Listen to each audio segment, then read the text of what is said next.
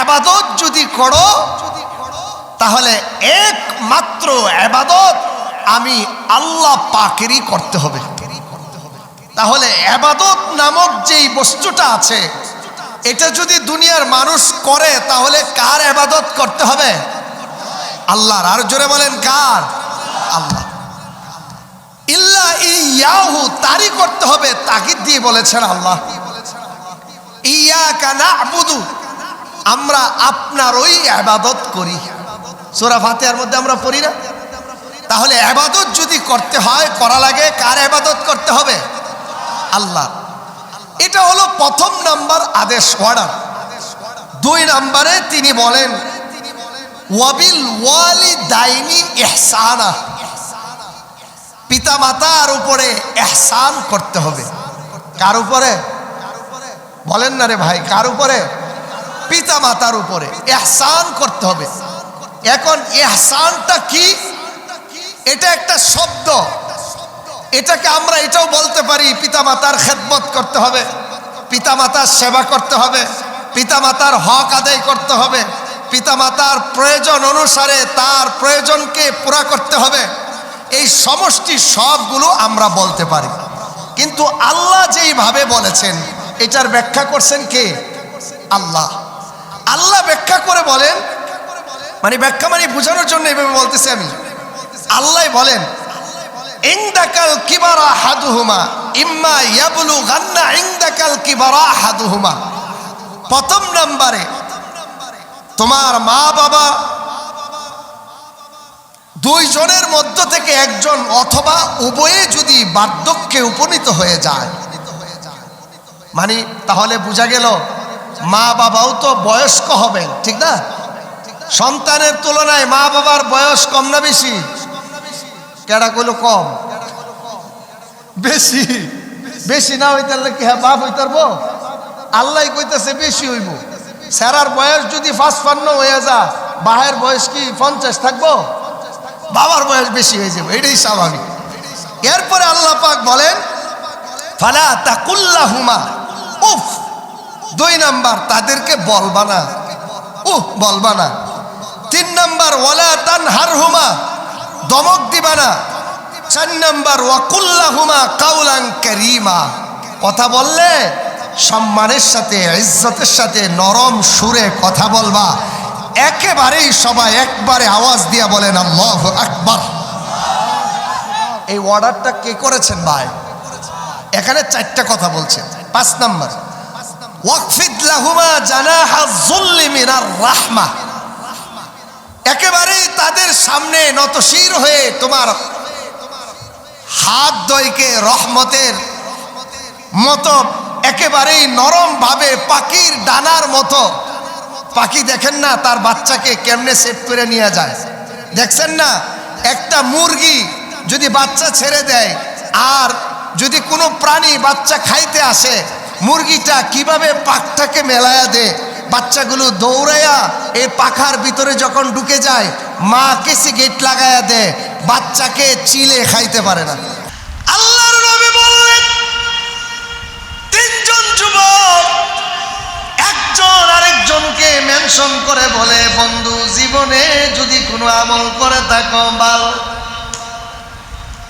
ওই আমলের উসিলায় যদি আমার মাওলারে ডাক দেও, হতে পারে পাথরের খণ্ডটা সরে যাও। প্রথম যার সিরিয়াল হয়েছে আমার মতো ভাগ্যওয়ালা, ওই 2 জনের তুলনায় হয়তো হ্যাঁ একটু ভালো আছেন, তারে ডাক দিয়ে বন্ধু তুমি আগে বলো গো জীবনে কোনো ভালো কাজ করছিলেন? ওই বন্ধু ডাক দিয়া বললেন, বন্ধুরে আমি জীবনে একটা কাম বিরাট ভালো করছিলাম। 2 জন বন্ধু ওই বন্ধুকে ডাক দিয়া বললেন, বন্ধুরে জীবনে কি এমন ভালো কাজ করেছ গো বন্ধু? বন্ধু বলে, বন্ধুরে আমার অনেকগুলো বকরি ছিল, ছাগল চড়াইতাম, সারাদিন বাহিরে আমি ছাগল চড়াইতাম, কাজ করতাম। সন্ধ্যাবেলা যখন আমি বাড়িতে আসতাম, বাড়িতে আসার পরে বাড়িতে বাবা বয়োবৃদ্ধ ছিল, সাথে সাথে আমার স্ত্রী ছিল, আমার দুইটা সন্তান ছিল, একটা ছেলে একটা মেয়ে। ওই যুবক বলে, বন্ধুরে সারাদিন ছাগল চড়ানোর পরে যখন ছাগলগুলো নিয়ে আমি বকরিগুলো নিয়ে বাড়িতে আসতাম, আসার পরে আমি ছাগল বকরিগুলোর দুধ দহন করাইতাম। দুধ দহন করার পরে আমি আমার মার কাছে চলে যাইতাম। আল্লাহু আকবার। নবীজি বলেন, ওই যুবক ডাক দিয়া বললেন, বন্ধু বকরির দুধ দিয়ে আমি প্রতিদিন মার কাছে যাইতাম, বাবার কাছে যাইতাম। মা বাবার কাছে যাইয়া আমি প্রথমে মা বাবারে দুধ খাওয়াইতাম, এরপরে আমি আমার সন্তান স্ত্রীদেরকে খাওয়াইতাম, নিজেও খাইতাম। বন্ধুরে ঘটনাক্রমে একদিনের ঘটনা বলি। আমি ছাগল চড়াইতে চড়াইতে দলা থেকে আমি ত্রিশাল পর্যন্ত চলে গেছি, লম্বা পথ। আস্তে আস্তে আমার রাত্র হয়ে গেল। আমি যখন বাড়িতে আসলাম, ছাগলের দুধ দহন করলাম। দুধ দহন করার পরে যখন আমি মার কাছে গেলাম, বাবার কাছে গেলাম, দেখি মা বাবা ঘুমায় গেছেন। যুবকটা ডাক দিয়া বললেন, মা বাবার শিওরের কাছে যখন আমি চলে গেলাম, মাও ঘুমায় গেলেন, বাবাও ঘুমায় গেলেন, সবাই ঘুমায় গেল। এখন আমি মনে মনে চিন্তা করলাম কি করা যায়, কেমনে তাদেরকে আমি দুধ পান করাবো। আমি ওখানে মা বাবার শিওরে মাথার কাছে আমি দাঁড়ায় রইলাম। এদিক দিয়ে আমার সন্তান দুইটা, আমার স্ত্রী সহ আমার সন্তানগুলো কাঁদতে কাঁদতে আমার পাও ধরছে, ধরায় কান্দে, বাবা গো একটু দুধ দাও, কলিজা ঠান্ডা বানায় আমরা বিছানার মধ্যে যাই। কিতাবের মধ্যে লেখে, যুবক এক ফোঁটাও দুধ নিজের সন্তানকে দিলেন না। মা বাবা শিওরে দাঁড়ায়া দাঁড়ায়া রইলেন, কোন সময় জানি আমার মা বাবা ঘুম থেকে জাগ্রত হয়। ওই যুবক বলে, আমি মা বাবার শিওরের কাছ থেকে, বালিশের কাছ থেকে, মা বাবার বিছানার কাছ থেকে আমি দূরেও সরে চলে গেলাম না, কারণ জানি না মা বাবার কষ্ট হয়ে যায় যদি মা বাবা জাগ্রত হইয়া দুধের আবেদন করে, আর আমি যদি সন্তান তার শিওরের মধ্যে না থাকি, না জানি মা বাবার বদ্ধ আমার গায়ের মধ্যে লেগে যায়। যুবকটা ডাক দিয়ে বললেন, মা বাবার শিওরের পাশে আমি লম্বা টাইম দাঁড়িয়ে রইলাম। আমার দুইটা সন্তান আমার পাউটা জড়ায় ধরে কাঁদলো, কান্দা কান্দা বলে, বাবা একটু দুধ দেন, খাই আমরা ঘুমায়া যায়। স্ত্রী আমার আবেদন করলো, স্বামী গো বাচ্চারা কাঁদতেছে, একটু দুধ দিয়া দেন। উনি বলেন, আমি আমার স্ত্রীর আবেদন কবুল করলাম না, নিজের সন্তানদেরকেও আমি দুধ খাওয়াইলাম না, দাঁড়ায় রইলাম। আমার মা আমার বাবা কোন সময় জানি জাগ্রত হয়ে যায়, তাদের শিওরে তাদের বিছানার কাছে আমি দাঁড়ায় রইলাম। আমার এই আমলটা যদি আপনার কাছে কবুল হইয়া যায় গো মালিক গো, আমার এই আমলের উসিলায় আপনি পাথরটাকে আপনি একটু সরাইয়া দেন। আল্লাহর নবী বলেন, এই আমলটা দিয়ে যখন আল্লাহর কাছে দরখাস্ত করা হলো, 3 ভাগের 1 ভাগ পাথরটা ঠাস করে আল্লাহ পাক সরাইয়া দিলেন। কিতাবের মধ্যে লেখে, মা বাবার দোয়া কোনোদিন বৃথা যায় না।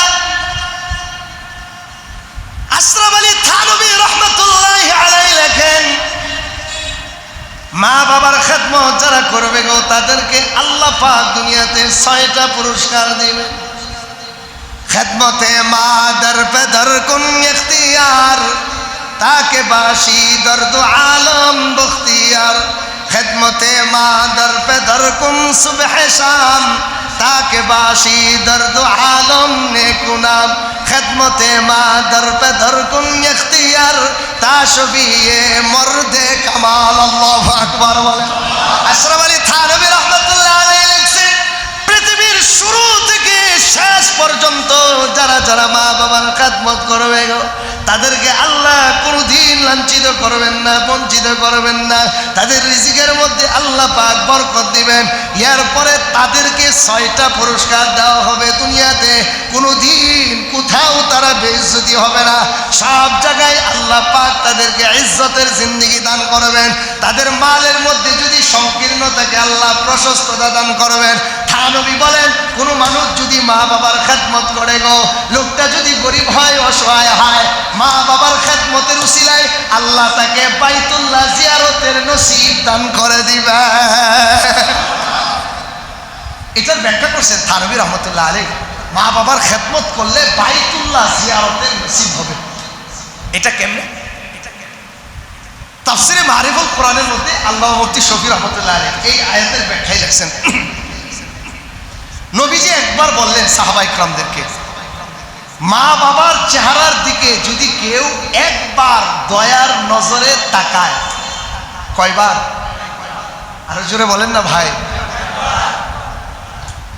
আমরা তো তাকাই দূরের কথা, রাস্তাতে সইরা গেলে খুশি হই, ঠিক কিনা?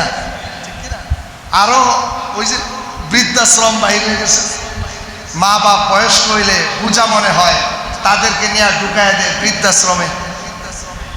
অথচ নবীজি বলেছেন, হুমা জান্নাতুকা হুমা নারুকা, তোমার মা বাবা তোমার জান্নাত, মা বাবা তোমার জাহান্নাম। এখন আপনি যদি জান্নাত আপনার দরকার না লাগে তাহলে বৃদ্ধাশ্রমে দিয়ে, আর যদি দরকার লাগে তাহলে বাড়িতে রাখেন। কথা কন ঠিক কিনা? এই আয়াতের ব্যাখ্যায় আশরাফ আলী থানভী কি বলে, মুফতি শফি রহমতুল্লাহ আলাইহি মারিফুল কোরআনে লেখেন,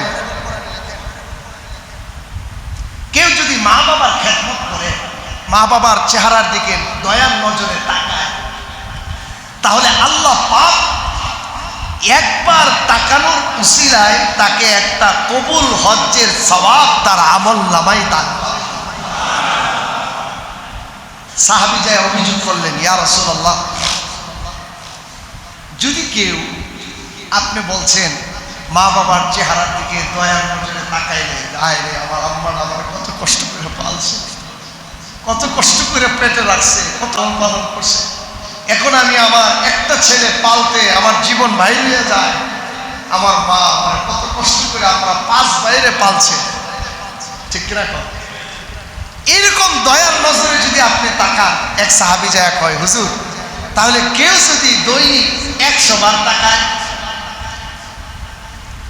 এখন একবার হজ করতে বাংলাদেশ থেকে কমপক্ষে 7 লক্ষ টাকা লাগে, 5 লাখ অথবা কি 7 লাখ। একবার দয়ার নজরে তাকাইলে একটা কবুল হজ্জের সব দেওয়া হয়, তাহলে কেউ যদি দৈনিক 100 বার তাকায়, নবীজি বললেন কেউ যদি মা বাবার চেহারার দিকে দয়ার নজরে 100 বারও তাকায়, নবীজি আর এই কথা বললেন না যে আল্লাহ তারে 100টা হজ্জের সব দিব। নবীজি একটা আম কথা বলে দিয়েছেন, এই মিয়া তুমি তো বুঝো ডরাইতেছ, একবার তাকাইলে একটা কবুল হজ্জের সব দিব, 100 বার তাকাইলে 100টা কবুল হজ্জের সব আল্লাহ দিব, তোমার তো এই চিন্তা। এ মিয়া শোনো, আল্লাহর খাজানায় কোনো কিছুর অভাব নাই। সুবহানাল্লাহ, সবাই কইছেন না? আল্লাহর খাজানায় কি কোনো কিছুর অভাব আছে? মা বাবার খেদমত যদি কেউ করে সে ভাগ্যবতী হবে, আল্লাহ তার দুনিয়া আখিরাতের রাস্তা সহজ করে দিবে। সুবহানাল্লাহ। 2 নম্বর যুবক, সে কয় আমার একটা নেক আমল আছে। এই যে দেখেন, ইবাদত ছাড়া জিন্দেগির দাম নাই। আমার একটা নেক আমল আছে। ও কি? আমার চাচাতো বোন ছিল, আপন, তার সাথে আমার একটা সম্পর্ক ছিল। এক পর্যায়ে সে আমার কাছে 100 দিরহাম দাবি করছে। আমাদের বাসায় ধরেন 10,000 20,000 টাকা চাইছে, আমি তাকে এই টাকাগুলো সব দিলাম। উদ্দেশ্য হইল তার সাথে অবৈধ শারীরিক মিলামেশা করব। 2 নম্বর যুবক বলে,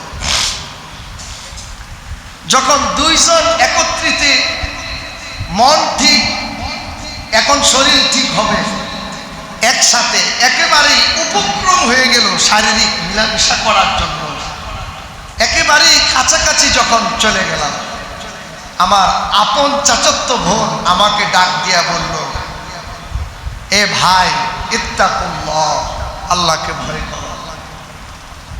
এই কথাটা বলার সঙ্গে সঙ্গে আমি আমার বোনের শরীরের উপর থেকে লাফ দিয়ে সরে গেলাম। লাফ দিয়ে সরে যাওয়ার পরে আমার বোনকে বললাম, যা, তোকে ছেড়ে দিলাম, আল্লাহর ভয়ে তোকে আজকে ছেড়ে দিলাম, তোর সাথে কোনো অবৈধ শারীরিক মেলামেশা করবো না।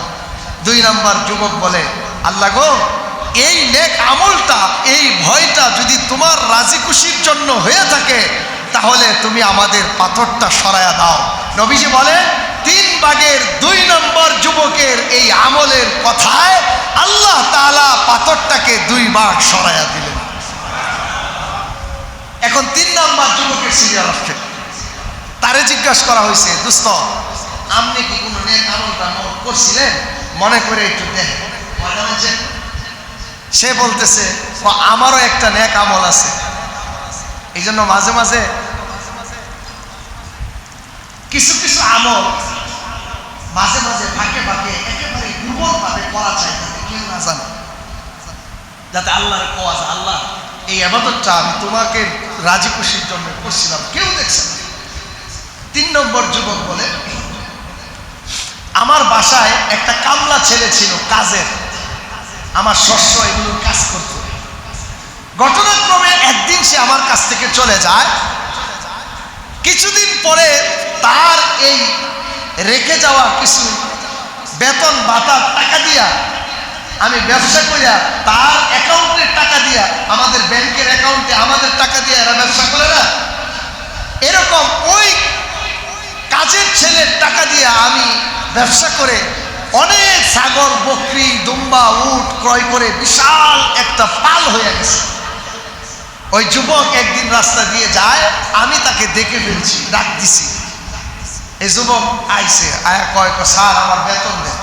ওই যে এটা সব ছাগল বকরি বিশাল এক পাল, ওইটা সবটা তোমার, তুমি লয়ে যাও গা। ওই যুবক কয়, স্যার এগুলো তো আমার না, আমার তো অল্প কয়েকটা টাকা ছিল, এইগুলো তো লাখ লাখ টাকার জিনিস। আরে বেটা, তোমার যে সম্পদটা আমার কাছে ছিল, এটা আমি ব্যবসায় খাটায়া এই পরিমাণ সম্পদ হয়ে গেছে, এটা আমি বুক করার মালিক না, এটার মালিক তুমি। তুমি সবগুলো লয়ে যাও, তোমার একটা পয়সা আমি খেয়ানত করি নাই। যুবক ওই সময় ডাক দিয়ে বলে, মালিক, আমি যদি তোমাকে রাজি খুশি করার জন্য এই ইবাদতটা করে থাকি, আজকে 3 তবকার অনুযায়ী, 3টা পরিবেশ পজিশনের অনুযায়ী তুমি পাথরটাকে একেবারে সরায় দাও, আমরা যেন গুহা থেকে বাইর হয়ে যায়।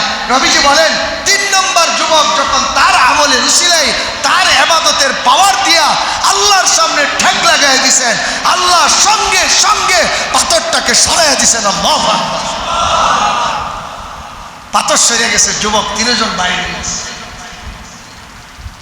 নবীজি বলেন, এই ইবাদতের রশি দিয়ে আল্লাহর কাছ থেকে কিছু অর্জন করা যায়, ইবাদত ছাড়া কিছুই পাওয়া যায়। খেদমত দিয়া সবকিছু অর্জন করা যায়, খেদমতে মানুষের ভাগ্যও পরিবর্তন হয়। এই জন্য আল্লাহ পাক আমাদেরকে খেদমতের ব্যাপারে বেশি কড়া নির্দেশ করছেন, কারণ মা বাবার উপরে পৃথিবীতে আর কোনো মানুষ আছে? কি বলেন, আছে? আপনি কবেন, হুজুর আমার বউ কইছে, বউ নিজের স্ত্রী। আরে ভাই, নিজের স্ত্রী তো আর মা না, ঠিক কিনা কম? সে তো স্ত্রী, তার স্ত্রীর মর্যাদায় থাকবে, কিন্তু সে মার মর্যাদায় পৌঁছতে পারবে না। মা বাবার খেদমত করেছে। ইমাম মুসলিম রহমতুল্লাহ আলাইহি ওনার মুসলিম শরীফে হাদিসটা নিয়ে আসছেন। আমরা এদেশের মানুষ যাকে ওয়াইস আল কারনি হিসাবে চিনি, কি নাম হিসাবে? ওয়াইস আল। আসলে হাদিসে আসছে ওনার নাম হলো ওয়াইস ইবনে আমের। ওয়াইস ইবনে আমের ইয়ামান শহরে তার বাড়ি ছিল। তার বংশের নাম ছিল কারান।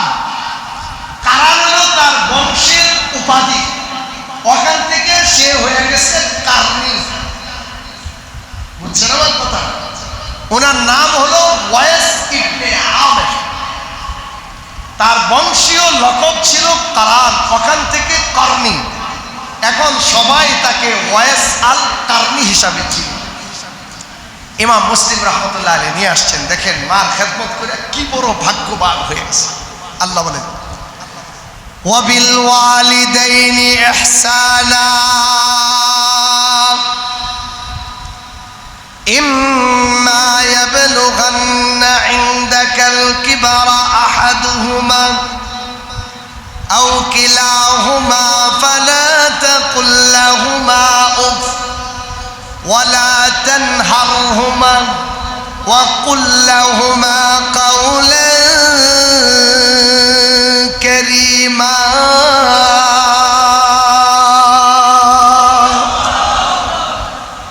আল্লাহ পাক বললেন, এ দুনিয়ার মানুষেরা রে, আল্লাহর ইবাদতের পরে মা বাবার খেদমত করবা।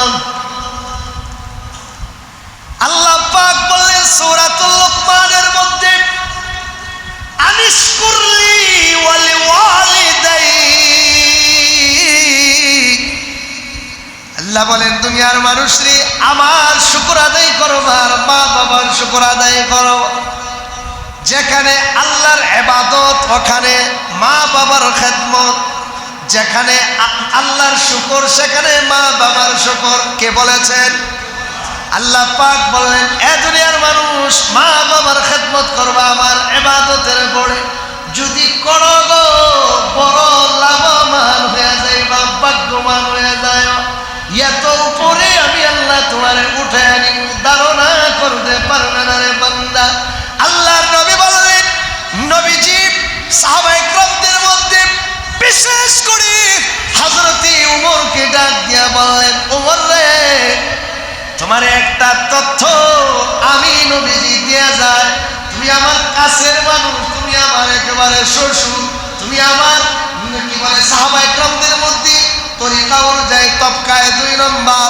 তোমার কাছে একটা আমানত রেখে যায়, একটা স্পেশাল তথ্য তোমার কাছে দেয়া যায়। হযরত ওমর বলেন, নবী আমার একদিন ডাক দিয়া বললেন, ওমর রে, তোমার জীবদ্দশায় আমার ইন্তেকালের পরই ইয়ামান থেকে একজন মানুষ আসবে মদিনাতে, তুমি যদি তারে পাও ওমর রে, তারে পাঞ্জা দিয়া ধরবা।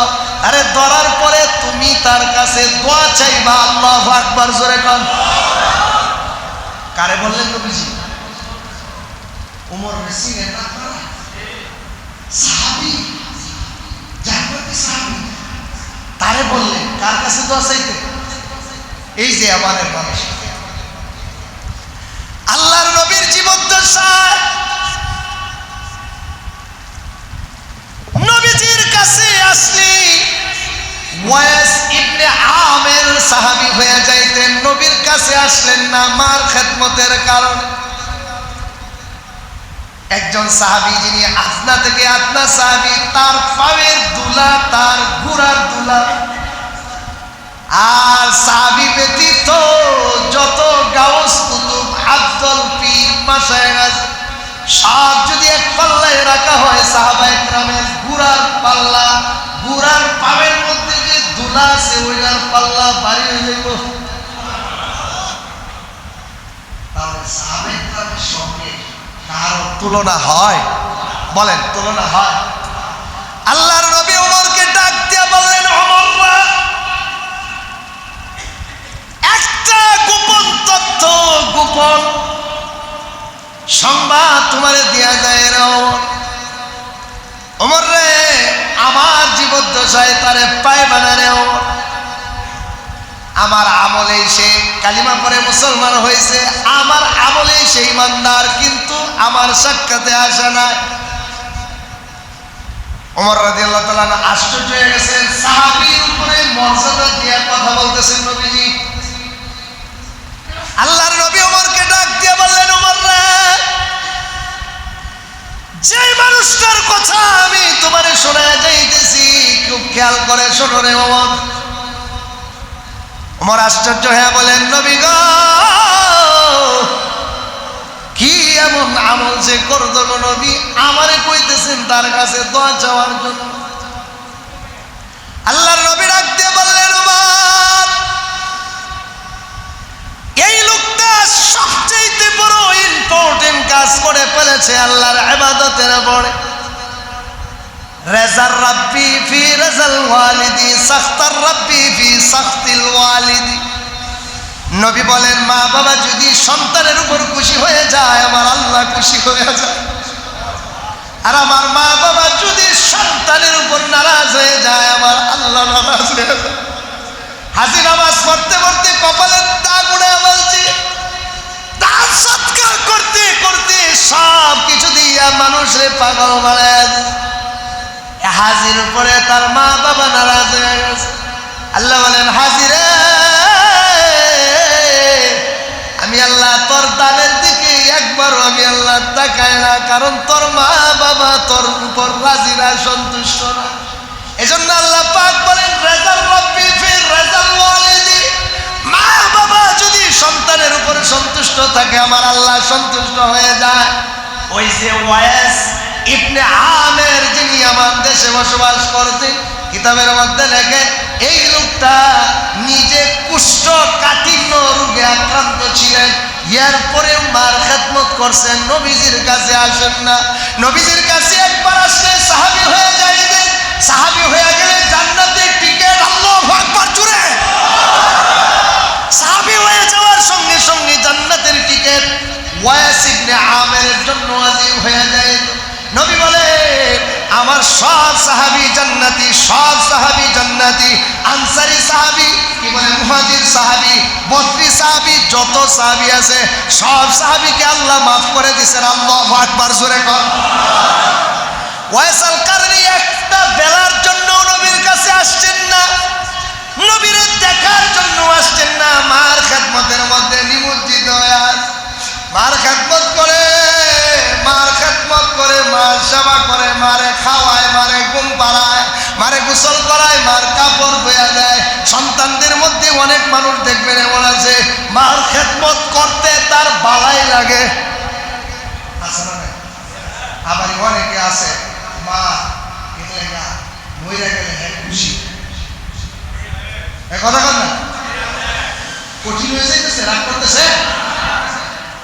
নবীজি বলেন, এমন একটা পাগল আমি পাইলাম, মার খেদমত করার কারণে স্বয়ং আল্লাহ তার প্রতি খুশি হইয়া আমার মেসেজ করছে, নবী গো, এমন একটা মানুষের সন্ধান পাওয়া গেছে যার প্রতি তার মা বাবা খুশি, আমিও খুশি। ওমর রাদিয়াল্লাহু তাআলা আনহু নবীকে ডাক দিয়া বললেন, হুজুর গো, এমন ভাবে তার মা বাবা তার প্রতি সন্তুষ্ট হইল। আল্লাহর নবী ডাক দিয়ে বললেন, ওমররা, মা বাবার জীবদ্দশায় যেই লোকটা আমাকেও দেখতে আসলেন না, মা বাবার খেদমতের জন্য নিবেদিত হইয়া মা বাবার পায়ের নিচে পয়রা রইলেন, আমার রে, আমারে যদি একবার দেখতো সাহাবী হইয়া যাইতো। এই পদম মর্যাদাটাও ত্যাগ দিছেন, এই মর্যাদাটাও চাইছেন না, মার জন্য সব কিছু বাদ দিছেন। ওমর রে, এই লোকটার সঙ্গে তোমার সাক্ষাৎ হবে, তুমি খুঁজবা ইয়ামান থেকে কেউ মদিনায় আয় কিনা। আল্লাহর নবীর ইন্তেকালের পরে হযরত ওমর যখন মদিনায় বসবাস করেন, আর নবীর এই বিশিষ্ট সাহাবী হযরত ওমর ইয়ামানের, কি বলে, সাহায্যকারী যত কর্মী মদিনায় আসে, সবারে দেখে দেখে যায়, ঘুরা ঘুরা খুঁজে খুঁজে খুঁজে কয়, পাবলেন না ওয়াইস করুনি।